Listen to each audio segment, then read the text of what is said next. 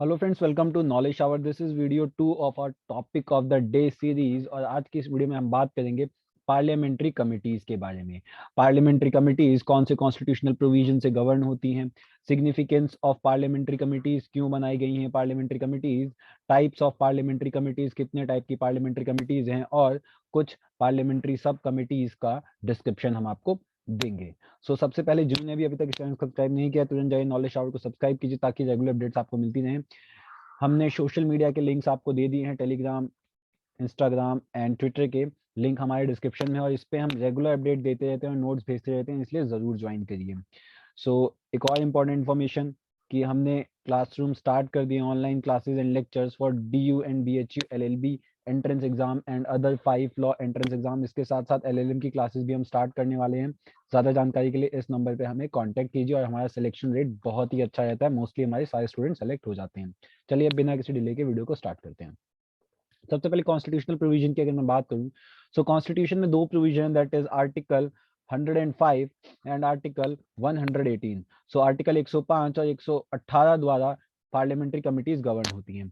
Article 105 की अगर मैं बात करूं तो 105 बात करता है power, privileges etcetera of the house of parliament, members and the committees. ये पावर एंड प्रिविलेजेस की बात करता है of the house of the parliament, member of parliament and the committees. एक तो इससे गवर्न होता है। आर्टिकल 118 जो बात करता है which talks on parliament's authority to make rule for regulating it procedure and conduct of business. अपने प्रोसीजर और कंडक्ट ऑफ बिजनेस कैसे होगा हाउस में, उस चीज को गवर्न करने के लिए एज पर आर्टिकल 118 पार्लियामेंट के पास ये अथॉरिटी है कि वो कानून बना सकता है, रूल बना सकता है। इन दो प्रोविजन से गवर्न होता है हमारा पार्लियामेंट्री कमिटीज। अब बात करते हैं सिग्निफिकेंस ऑफ पार्लियामेंट्री कमिटीज की। अगर हम सिग्निफिकेंस ऑफ पार्लियामेंट्री कमिटीज की बात करें तो देखिए, जब भी कोई कानून बनता है तो the parliamentary committees provide legislative expertise. Parliamentary committees एक लेजिस्लेटिव एक्सपर्टाइज की तरह काम करती है, क्योंकि एमपीज जो होते हैं वो उस पर्टिकुलर सब्जेक्ट मैटर पे एक्सपर्ट्स नहीं होते हैं। इसलिए इन पार्लियामेंट्री कमिटीज में जब कोई बिल भेजा जाता है तो इस पे डिटेल स्क्रूटनी होती है और डिस्कशन होता है। क्यों? क्योंकि MPs are not expert, and इस कमेटी में एक्सपर्ट्स होते हैं, और ये एक्सपर्ट्स अपनी एडवाइस देते हैं ताकि बिल जो है इसका और डिटेल्ड वे में स्क्रूटनाइजेशन हो सके और इशू को डिटेल वे में डिस्कस किया जा सके। इसके साथ साथ it act as a mini parliament. Parliamentary committees act as a mini parliament. Mini parliament का मतलब क्या है कि जस्ट लाइक MPs जो है रिप्रेजेंट करते हैं पार्लियामेंट में अपने अपने क्षेत्र को, उसी हिसाब से डिफरेंट डिफरेंट पार्टीज के MP जो हैं वो रिप्रेजेंट करते हैं अपनी अपनी पार्टीज को, और ये सिंगल ट्रांसफरेबल वोट के थ्रू प्रोपोर्शनेट सिस्टम से इनकी वोटिंग होती है, और ये डिफरेंट डिफरेंट कमिटीज का पार्ट बनते हैं। और इससे क्या होता है, इससे सारे दलों का और सारे क्षेत्र का एक रिप्रेजेंटेशन जाता है, और एक मिनी पार्लियामेंट की तरह ये एक्ट करता है, जिससे जो बिल्स होते हैं उन पे अच्छे से डिस्कशन हो जाती है। इट इज रफली a proportion of the strength of the parliament. अगर मैं बात करूं अगले सिग्निफिकेंस की, तो इंस्ट्रूमेंट फॉर डिटेल स्क्रूटनी, जैसा मैंने आपको बताया कि क्योंकि एक्सपर्ट्स होते हैं इन कमिटीज में, तो ये डिटेल स्क्रूटनी इसमें हो जाती है। Detail scrutiny of the bills, जो भी कमिटी में बिल भेजे जाते हैं उनकी डिटेल स्क्रूटनी होती है, उनको बहुत ही क्लोजली एग्जामिन किया जाता है, और डिफरेंट डिफरेंट स्टेक होल्डर जो होते हैं उनके प्रोस्पेक्टिव से भी चीजें देखी जाती हैं, और ये देखा जाता है कि बिल कितना सही है, इसमें कौन से चेंजेस करने की जरूरत है, या क्या क्या चीजें और ऐड करने की जरूरत है। इसके साथ साथ जो पार्लियामेंट्री कमिटीज होती हैं provide a check on the government. They provide a check on the government. Check on the government ऐसे प्रोवाइड करते हैं, देखिए कोई भी बिल आया अगर आर्बिट्रली पास हो जाता है बहुमत के आधार पे, तो इसमें क्या होता है, आपको पता नहीं होता बिल में क्या प्रोविजन है, क्या है, नहीं है, और डीपली आप उसको देख नहीं पाते कि क्या और रिकमेंडेशन हो सकती थी या नहीं हो सकती। लेकिन जब किसी पार्लियामेंट्री कमेटी में जाता है तो उसकी रिकमेंडेशन जो होती हैं, although the recommendations of the parliamentary committees are not binding, ये बहुत इंपॉर्टेंट है कि क्या recommendation of the parliamentary committee binding होती, नहीं, दे आर नॉट बाइंडिंग। लेकिन ये जितनी भी रिकमेंडेशन होती है ये पब्लिक रिकॉर्ड में जाती है, और पब्लिक रिकॉर्ड में जाने का मतलब क्या है, फिर इस पर डिस्कशन होता है, और अगर सही रिकमेंडेशन है और गवर्नमेंट उसको लागू नहीं कर रहा है तो कहीं ना कहीं उनकी सरकार गिरने का खतरा होता है। इसलिए ये एक प्रेशर की तरह काम करता है ऑन द गवर्नमेंट की अगर सही रिकमेंडेशन है तो उसको लागू किया जाए और अच्छी तरीके से इंप्लीमेंट किया जाए। इसलिए it keeps check on the government. This is the significance of the parliamentary committees. अब पार्लियामेंट्री कमिटीज के टाइप की बात करते हैं, कितने टाइप की पार्लियामेंट्री कमिटीज होती हैं। देखिए पार्लियामेंट्री कमिटीज दो टाइप की होती है, एक होती है स्टैंडिंग कमेटी और दूसरी होती है एडॉक कमेटी, एडॉक या सेलेक्ट कमेटी। जो स्टैंडिंग कमेटी होती है they are permanent, permanent committees, मतलब एक कमेटी बन गई है, ये परमानेंट कमेटी है, इस पे मेंबर्स जो हैं वो आते रहेंगे और जाते रहेंगे। लेकिन एडॉक कमेटी या सेलेक्ट कमेटी जो होती है ये इंटरिम बेसिस पे बनती है और एडॉक बेसिस पे बनती है, जैसे इंक्वायरी कमेटी हो गई एंड एडवाइजरी कमेटी हो गई। They are ad hoc and select committees. Where standing committee which are permanent in nature, उनकी अगर बात करें तो ये 6 तरीके की होती है। Finance committee, departmental standing committee, committee to inquiry, committee to scrutiny and control, committee to day-to-day business and housekeeping and service committee। ये 6 परमानेंट कमिटीज हैं जो स्टैंडिंग कमेटी का पार्ट है। फाइनेंस कमेटी की मैं बात करूं तो 3 बहुत ही इंपॉर्टेंट कमिटीज हैं, public account committee, estimate committee and committee on public undertaking.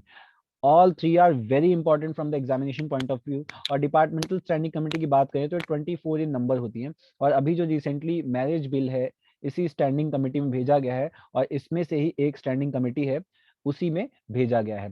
अब बात करते हैं इन 3 इंपॉर्टेंट कमिटीज की, सब committees, that is public accounts committee, estimate committee and other committee. So public account committee की अगर मैं बात करूं तो पब्लिक अकाउंट कमेटी 1919 में मॉर्ले मिंटो रिफॉर्म के द्वारा रिकमेंड हुआ था और इसकी स्टैब्लिशमेंट हुई है 1921 में, दैट इज 1921 में स्टैब्लिश हुआ। इसमें टोटल मेंबर होते हैं 22। So 22 members are there in the public account committee, जिसमें से 15 लोकसभा से होते हैं एंड 7 राज्यसभा से होते हैं। एंड इलेक्शन ऑफ मेंबर की अगर मैं बात करूं तो members are elected by parliament every year with proportional representation by means of single transferable vote। So by means of single transferable vote and by proportional representation इसके through represent होते हैं। And a minister can not be elected, और एक जो minister है वो इस committee में इलेक्ट नहीं हो सकता है। टर्म ऑफ ऑफिस की बात करें तो 1 साल का इनका ऑफिस होता है, और जो चेयरमैन होते हैं इसके, चेयरमैन जो है वो पहले 1967 से पहले ये था कि रूलिंग पार्टी का चेयरमैन होता था और चेयरमैन स्पीकर ही अपॉइंट करते हैं, लेकिन 67 के बाद ये प्रथा बनी कि अपोजिशन पार्टी से इसका चेयरमैन रखा जाएगा ताकि स्क्रूटनी में दिक्कत ना हो, क्योंकि अगर सरकार का नुमाइंदा होगा तो सरकार के हिसाब से चलेगा। फंक्शन क्या होता है, वेरी इंपॉर्टेंट थिंग, देखिए इसका फंक्शन होता है to examine the annual audit report of the controller and auditor general of India. Controller and auditor general of India ये अपनी रिपोर्ट प्रेसिडेंट के आगे पुट फॉरवर्ड करता है, और ये जो रिपोर्ट है प्रेसिडेंट साहब पार्लियामेंट में पुट करते हैं, और इस रिपोर्ट को स्क्रूटनी करने का काम, ऑडिट करने का काम जो होता है, इस ऑडिट को एग्जामिन करने का काम होता है, ये करती है public accounts committee, which is a very important function. So CAG basically 3 तरीके की रिपोर्ट निकालता है। First is report on appropriation account, audit report on finance account and an audit report on public undertaking। so 3 type की reports निकालता है और इसको examine करने का काम पब्लिक अकाउंट्स कमेटी करती है। इसके साथ साथ एक इंपॉर्टेंट चीज मैं बता देता हूँ, CAG is the friend philosopher and guide to the public accounts committee, so it is very important. अब बात करते हैं हम एस्टीमेट कमेटी की। एस्टीमेट कमेटी ये स्टैब्लिश हुआ था 1921 में, इंडिपेंडेंस से पहले, post independence 1950, on the recommendation of finance minister John Mathai. John Mathai के रिकमेंडेशन पे ही पोस्ट दैट इज 1950 के बाद स्टैब्लिशमेंट होता है on the recommendation of finance minister John Mathai जो उस समय के थे।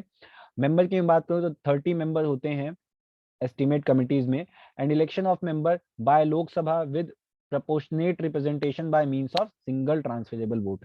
सो इसके जितने भी मेंबर होते हैं सारे के सारे लोकसभा से ही होते हैं, एंड लोकसभा के द्वारा ही इन्हें चुना जाता है, और कोई भी मिनिस्टर इस कमेटी का पार्ट नहीं हो सकता। टर्म इसका 1 ईयर होता है, और इसके चेयरमैन जो होते हैं स्पीकर अपॉइंट करते हैं अमंग्स्ट द मेंबर में से ही स्पीकर साहब चेयरमैन को अपॉइंट करते हैं, और प्रथा यही है कि रूलिंग पार्टी से ही इसका चेयरमैन होता है एस्टीमेट कमेटी का। एस्टीमेट कमेटी का जो काम होता है, इसका काम होता है, function is to examine the estimates includes in the budget presented in the parliament and suggest economies in public expenditure. मतलब क्या है कि ये एग्जामिन करता है जो भी बजट में जो एस्टीमेट दिए गए हैं कि भाई इतना खर्चा यहाँ पे होगा, ये ऐसे होगा, ये ऐसे होगा, इसको एग्जामिन करने का काम करता है, और ये देखता है कि पैसे सही से एस्टिमेटेड वे में कहाँ जाने हैं, कहाँ नहीं जाने, या कहीं पे ज्यादा पैसा लग रहा है तो वो भी रिकमेंड कर देता है कि भाई आप यहाँ पे थोड़ा कम पैसा भी खर्च कर सकते हैं, तो सजेशन भी दे सकता है, तो एग्जामिन करता है और सजेशन देता है। So this is the work of estimate committee, very important. Now the last one is committee on public undertaking. So year of establishment की अगर हम बात करें तो 1964 में स्टैब्लिश हुआ था on the recommendation of Krishnan Menon committee. Krishna Menon committee के रिकमेंडेशन पर ये पब्लिक अंडरटेकिंग कमिटी जो है ये स्टैब्लिश हुई थी। इसमें मेंबर 22 होते हैं, सेम वही 15 लोकसभा से होंगे और 7 राज्यसभा से होंगे। Election of the member by the parliament every year with proportionate representation through single transferable vote.